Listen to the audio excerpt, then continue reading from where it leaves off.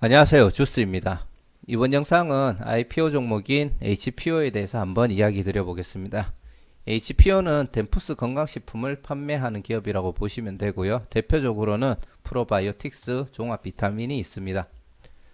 HPO 공모 정보를 보시면은 내일하고 모레 양일간에 청약이 진행되고 5월 5일이 어린이날이기 때문에 5월 7일날 환불이 됩니다. 상장일은 5월 14일이고요.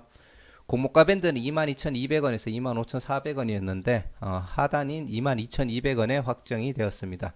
최근에 계속 상단 또는 상단 초과하는 종목들이 많았는데 그거랑은 조금 반대되는 결과라고 보시면 될 것 같고요.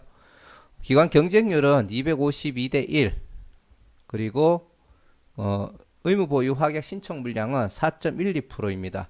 뒤에 가서 보시면 아시겠지만 기업 성장해왔던 과정이나 성장성, 그리고 그 주주 구성이 굉장히 양호함에도 불구하고 굉장히 낮은 경쟁률과 의무 보유 확약 물량이 나왔기 때문에 왜 그런지에 대해서 조금 더 파악을 하기 위해서 조금 시간을 투자를 했고요.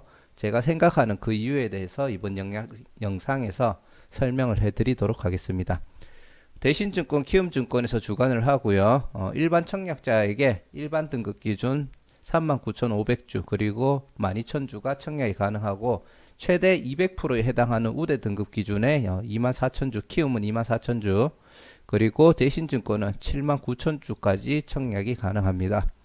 균등 배정 같은 경우에는 대신증권 같은 경우 398,764주고요. 그리고 키움증권은 99,691주입니다. 요게 지금 청약 주식 수인데 50% 이상이 청약돼야 되기 때문에 그 일식 남는 거는 균등 배정으로 배정이 될 겁니다.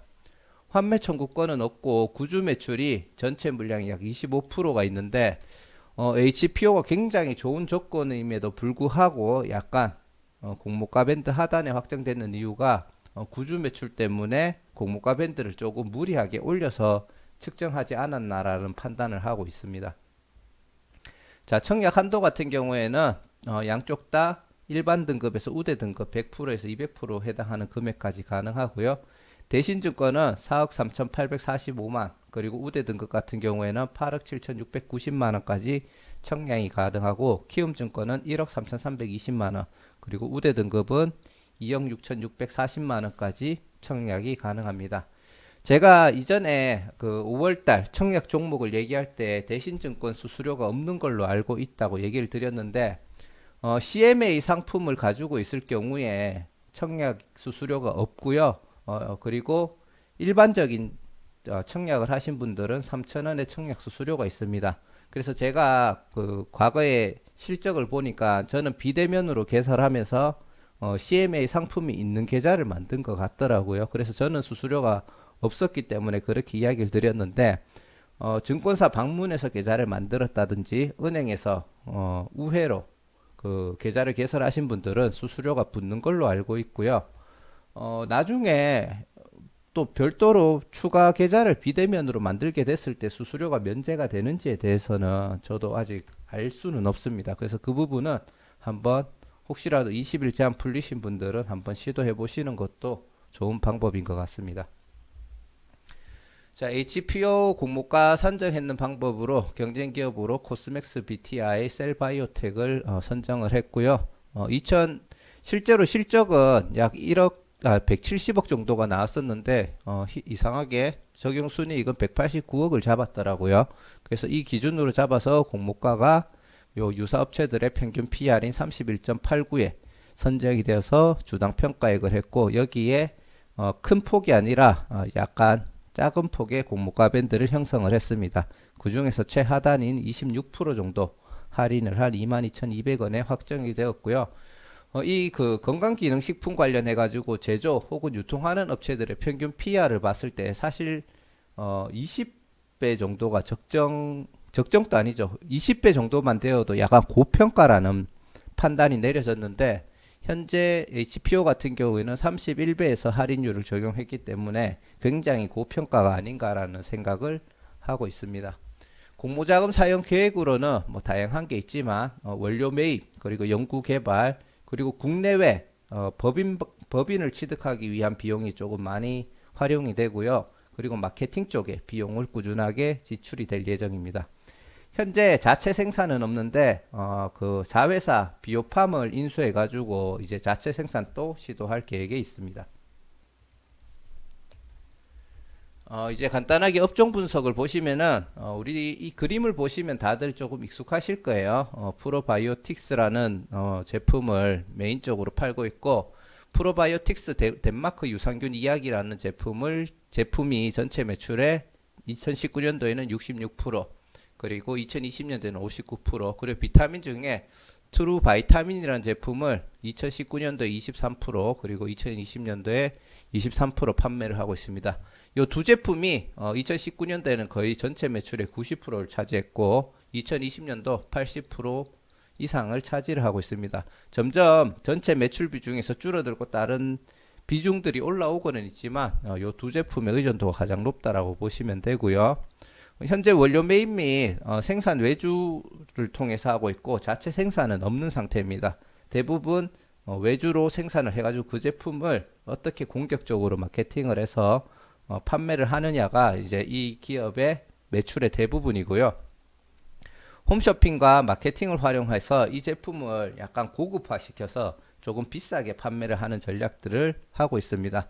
그리고 현재 글로벌 확장 시도를 하고 있는 중이고, 이 회사의 대표와 전문대 또 하나 왔네요. 자, 이현영 대표랑 임성빈 대표가 GS, 다른 홈쇼핑도 있지만 둘 다 GS 홈쇼핑 출신으로 아무래도 마케팅 쪽에 조금 더 일가견이 있지 않나 싶고, 그렇다 보니까 홈쇼핑 관련된 매출 그리고 온라인 판매 관련된 매출이 굉장히 큰 비중을 차지하고 있습니다.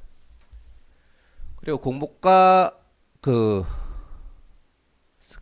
공모가 산정을 할 때 보시면은 지금 그 건강기능식품 제조업이 있고, 그리고 현재 도매업이라고도 있는데 대부분이 제조업에 있습니다. 아까 앞에 얘기 드렸던 요 앞이죠. 요 비오팜이라는 회사를 인수해 가지고 어느 정도 저 제조업하고도 연관이 있다고 얘기는 할 수 있겠지만 약간은 연관성이 떨어진다고 보고, 하지만 유사 기업들을 넣기 위한 어느 정도의 의도도 있지 않았나 그렇게 생각을 하고요. 그리고 이 기업들 중에 지금 보면은 당기순이익 적자, 그리고 시가총액 1,000억 이상, 그리고 이거 1,000원이 아니지 싶은데 1,000억 아니겠습니까? 시가총액 1,000억 이하인 그 기업들은 다 제외를 시켰고요. 그리고 그 뒤에 가서 보시면은 뭐 프로바이오틱스랑 비타민군이 주력 제품인데 비타민을 팔지 않는 업체는 또 제외를 했고, 그리고 소규모 합병이 진행된 노바렉스도 제외를 했습니다. 그래서 남았는 게 이제 코스믹스 BTI랑 셀바이오텍인데, 지금 보시면은 그 다트 기준, 그 기업 분석을 할 때 사용했던 다트 기준과 그리고 네이버 증권 기준으로 봤을 때 코스맥스랑 셀바이오텍은 33배 그리고 29배, 이 업종들의 평균보다 굉장히 고평가되는 기업들이고요. 그리고 노바렉스, 정확하게는 코스맥스 BTI입니다. 노바렉스, HL 사이언스, 뉴트리 같은 경우에는 10배를 조금 웃도는 정도입니다. 그래서 사실 조금 의도가 보시면은 이 10개 기업들도 보면은 PR이 굉장히 저평가되어 있거든요. 근데 그 중에서 유일하게 고평가가 되어 있는 코스맥스 BTI랑 셀바이오텍을 어떻게든 비교 기업으로 넣기 위해서 조금 의도를 한 게 아닌가라는 생각이 듭니다. 그래서 그런 부분에 있어가지고 현재 유사 기업들의 평균 PER 선정하는 데 있어가지고 조금 무리하지 않았나 싶고요. 2020년도 기준으로 코스맥스가 그 3분기 실적까지 적자거든요. 근데 그 보시면은 그 최근 실적을 가지고 최근 주가를 가지고 비교하는 방식을 해가지고 굳이 코스맥스도 33배까지 선정한 거를 보면은 최대한 PER을 뻥튀기 할 수 있는 방법을 연구를 해가지고 유사 기업을 잡았다. 조금 그런 판단이 듭니다. 아무래도 아까 앞에서 얘기 드렸던 구주 매출이 25% 정도가 있다 보니까 최대한 많이 수익을 내기 위해서 의도한 게 아닌가 그렇게 생각이 들고, 자 그리고 현재 HPO의 실적이 과연 적정 실적이 되는가에 대해서 한번 볼 텐데요. 요거는 뒤에 잠깐 보시면은 현재 매출액 같은 경우 꾸준하게 우상향을 하고는 있었지만 2020년도에 갑자기 큰 폭으로 성장을 했습니다. 그래서 왜 그렇게 되었을까에 대해서 조금 생각을 해봤는데, 첫째는 코로나의 영향으로 매출이 크게 성장을 했는 부분도 있지만, 두 번째는 이제 환율이 이게 13년도 약 한 그 5월 달에서 6월 달 사이 정도 고점을 찍고 현재 1월 달까지 계속 하락을 하고 있습니다. 지금 보시면은 HPO 같은 경우 수입이 수출 대비해 가지고 굉장히 많다라는 걸 볼 수가 있는데, 수입을 많이 하는 기업들은 환율이 하락할수록 이득을 보는 경향이 있죠. 왜냐하면은 수입을 하려고 하면은 달러를 줘야 되는데 1달러를 1200원에 매입을 하다가 1100원에 매입을 해서 지급을 하게 되면은 똑같이 수입을 하더라도 약 10% 정도의 이득이 납니다. 반면에 수입을 할 때는 10% 정도 손해가 나는데 수입액이 굉장히 더 비중이 높죠. 그렇다 보니까 상대적으로 조금 더 큰 이득을 봤다라고 볼 수가 있고요. 그리고 추가로 덴마크 유산균 이야기 같은 경우 크레스찬 한센에 외주를 줘가지고 생산을 하는데, 지금 노바렉스에서 만드는 트루비타민 대비해가지고 비중이 더 높은 걸 볼 수가 있습니다. 근데 이것도 결국 외주 비용이 달러로 지출돼야 되는데 환율이 떨어지면서 거기에 대한 그 예상 밖의 수익이 조금 더 발생했다라고 보고요. 매출이 큰 폭으로 증가하면서 환율이 떨어졌을 때 HPO는 수익이 조금 더 극대화될 수 있는 시스템을 가지고 있는 최적의 환경이 딱 맞게 떨어졌다라는 생각이 조금 듭니다. 반대로 환율이 증가를 하게 되면은, 그리고 매출이 감소하거나 횡보를 하게 되면 매출 같은 경우에는 적정 그 가격을 유지를 하고 있는데 실적이 하락하는 그런 모습을 보여줄 수 있다라는 것도 참고를 해야 되겠죠. 그리고 2021년도 목표 매출액이 약 200억 정도로 잡혀 있는데, 올해 큰 성장을 했지만 내년에는 더 좋은 실적을 예상을 하고 있고요. 실제로 이거는 약간 의견이 갈리는 것 같아요. 200억이라고 얘기를 하지만 440억이라고 얘기하는 것도 있더라고요. 그래서 이런 부분은 약간 전문 기관들의 판단도 다르긴 하지만 현재는 200억 정도로 저는 생각을 하고 있고, 지금 2021년도 성장을 예상하는 이유가 지속적으로 이제 코로나 영향을 받고 있는 중이고, 이제 백신도 나오고 하고는 있지만 아직까지 보시면은 영향을 받고 있는 중이고, 환율도 상승하려고 시도하다가 제자리 돌아오는 패턴이 유지가 되고 있죠. 그리고 해외 시장, 특히 중국 쪽에 확장을 하면서 이제 공격적인 마케팅을 하고 있고, 지금 여기서 매출액을 200억으로 잡고 있는데 일부 또 얘기하는 거에서는 중국 시장 쪽에서 발생하는 매출만 200억을 기대를 하고 있다고 하더라고요. 그 중에서 현재 10억 정도를 달성하고 있는데, 요거 실적 발표가 한번 나와야 되겠지만 1분기 때 실적을 40억 정도를 예상을 하고 있다고 합니다. 그래서 이거는 기존에 없던 매출들이 발생하기 때문에 이 매출들이 현재 이 예상 매출에서 더해진다라고 판단을 하면은 계속 HPO가 꾸준하게 좋은 성장을 보여줄 수 있다고 보고요. 중국 쪽에는 이제 회원제 마트인 샘즈 클럽을 통해서 진출을 하고 있는데, 이게 월마트가 보유하고 있는 기업이라고 하더라고요. 그리고 티몰, 그리고 진동 기업 같은 것들을 통해서 진출을 하려고 하고 있습니다.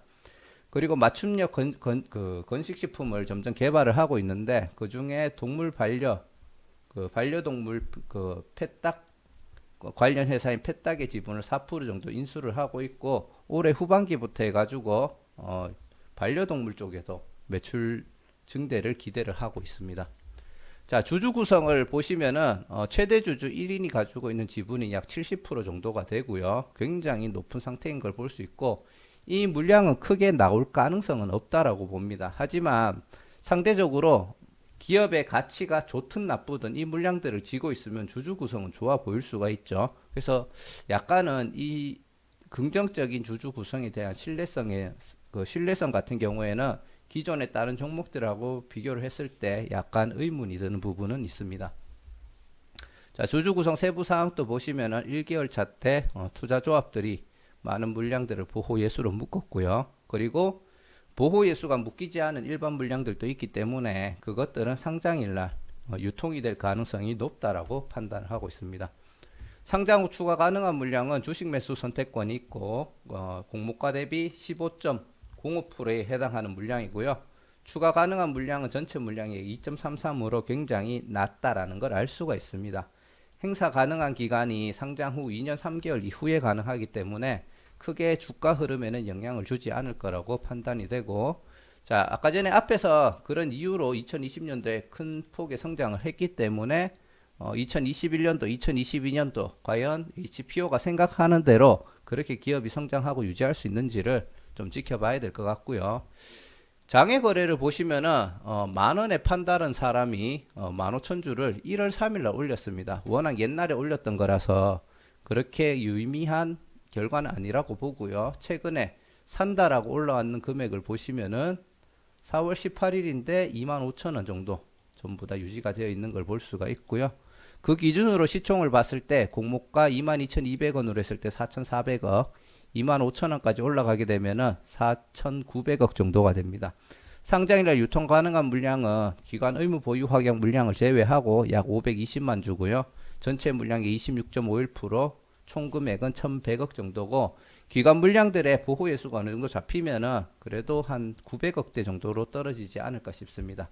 단기 순이익은 기업 분석 기준으로 봤을 때 189억, PER을 계산해 보면은 23.40, 장외가가 됐을 때는 26.35입니다. 유사기업 평균 PER이 31.89이긴 하지만 요거는 고평가된 기업들 두 개를 붙였기 때문에 그렇게 신뢰할 수는 없는 수치고요. 평균적으로 20 미만이라고 보시면 될 것 같습니다. 그걸 봤을 때는 살짝 고평가라고 볼 수가 있고요. HPO 수요 예측 신청을 보시면은 실제로 밴드 상단초과 쪽에도 이렇게 신청했는 비율이 그렇게 적지는 않습니다. 하지만 공모가 밴드 75% 미만 100% 이상으로 신청했는 비율이 굉장히 독보적으로 높다라는 걸 보실 수가 있고요. 그리고 여기도 보시면은 참여 건수를 보시면은 또 의외로 건수만 봤을 때는 또 높기는 합니다. 근데 22,000원 이상에서 그 23,800원이 전체 물량의 50% 이상을 신청했기 때문에 결국은 요 최하단의 결정이 났다라고 보고요. 의무 보유 확약 신청 물량 비율은 4.12 이렇게 확정이 되었습니다. 경쟁률은 굉장히 저조한 거를 볼 수가 있고, 자, 빠르게 최종 결론을 내드리겠습니다. 이거를 좀 먼저 보자면 딱 주주 구성의 함정에 빠지기 딱 좋은 종목이라고 보고요. 의외로 또 이런 종목에서 대박 종목이 나오기도 하지만 사실 위험 부담이 워낙 큰 부분이 있어서 조금 걱정이 되는 부분이고요. 야수의 심장을 가지신 분이라면 한번 도전을 해 보십시오. 자, 고급화 전략 마케팅으로 꾸준하게 성장했던 기업이고 2020년도 코로나 수의 환율 하락으로 큰 폭의 성장을 달성한 것으로 판단이 됩니다. 2021년도 중국 시장 진출 등의 유의미한 실적을 기대하고 있으며 그 부분을 좀 더 지켜보고 판단해야 될 거라고 생각이 되고요. 건기식 시장이 2020년도 유의미한 성장을 하고 약간 주춤하고 있는 상태라고 판단을 하고 있지만, 그 중에서 HPO는 성장 가능한 분야 쪽에 또 이제 세분화 시켜서 집중 공략을 하고 있다라는 거는 또 약간 차별화라고는 볼 수 있겠죠. 그리고 환율이 상승됐을 때 매출 및 이익률이 악영향을 미칠 수 있다라는 점도 조금 생각을 해야 될 것 같고요. 고급화 전략으로 인해서 제품의 가격을 약간 비싸게 받는 경향이 있는 것 같습니다. 하지만 경쟁사들이 좀 많은 상태고요. 동일한 성능의 저가 제품들이 출시되고 그게 시장에서 좋게 홍보가 되면은 어느 정도 시장을 빼앗길 가능성도 무시하지 못할 거라고 판단이 됩니다. 시장의 대장주인 콜마 B&H보다 약 1.5배 이상의 고평가를 받고 있는 중이고, 그 조건을 만족하기 위해서는 이 기업이 향후에 크게 성장할 수 있다라는 그런 성장성에 대한 입증이 조금 필요하다고 판단이 되고요. 거기에 대한 입증하기 위해서는 요 앞에서 얘기 드렸던 중국 시장 진출 이런 쪽이 조금 중요할 거라고 판단이 됩니다. 공모가가 이미 고평가라는 이미지를 가지고 있고 더블로 시작을 할 경우에 PER이 46까지 뛸 수 있다라는 점이 있고요. 시장에서 허용할 수 있는 범위를 더블만 되어도 한참 초과했을 거라고 판단이 됩니다. 상장일날 유통 물량 비율이 적고 시장의 버블에 의해서 공모가 대비 어느 정도 수익을 줄 수 있다라고는 판단이 되지만, 의무 보유 확약 물량이 낮고 그리고 그 미확약 물량과 투자 회사들이 상장일날 유통 가능한 물량들이 현재 분위기로 봤을 때는 장 초반에 빠르게 매도가 될 가능성이 높을 거라고 판단이 되고요. 물론 경우에 따라 박셀바이오 같이 크게 상승하고 대박 터질 수 있는 종목들이 이런 조건에서 나오기는 합니다. 하지만 그 박셀바이오는 말 그대로 항암 관련됐고 굉장히 좋은 이슈를 가지고 있는 종목이었고, HPO 같은 경우에는 사실 그렇게까지 관심도가 있는 종목은 아니기 때문에 사실 이런 조건에서는 조금 부정적일 수도 있지 않나 라고 생각을 하고요. 청약 유무는 아직 고민 중에 있고 균등도 하지 않거나 균등만 하거나 둘 중에 하나만 생각을 할 예정이고, 만약에 비례를 하게 되더라도 예를 들어 그 100만원 뭐 정도를 한다, 아니면은 마이너스 10%에서 시작해서 하한가를 간다라고 가정을 했을 때 내가 한 10만원 정도 혹은 20만원까지는 손해를 감수하겠다, 20만원을 감수한다 하면은 내가 한 50만원 정도 배정받을 수 있는 정도의 비율로 비례 청약을 들어가시면 될 것 같습니다. 일단은 청약일 경쟁률을 보고 얼마나 들어갈지는 판단을 할 예정이고요. 요거는 개인적인 생각이긴 한데요. 이런 종목이 예를 들어 상장일날 시초가가 뭐 마이너스 10%까지 나오고 그리고 거기서 큰 하락이 나왔을 때 아래쪽에서 꽤나 긴 기간 횡보를 해준다면은 나중에 크게 상승이 나올 수 있는 종목이라고 판단이 됩니다. 그래서 그 상장일날 유통 물량이 낮기 때문에 적당히 전략적으로 저점을 잡아가지고 매수를 하는 방식도 좋은 방법이라고 생각이 되고요. 만약에 청약을 하신다면은 다른 종목보다 더 빠른 타이밍에 빠르게 매도를 하시는 걸 권해드립니다. 자, 이상 HPO에 대해서 한번 개인적인 분석을 해봤고요. 공모가가 수요 예측이 워낙 결과가 안 좋다 보니까 거기에 대한 원인을 찾으려고 노력을 했고요.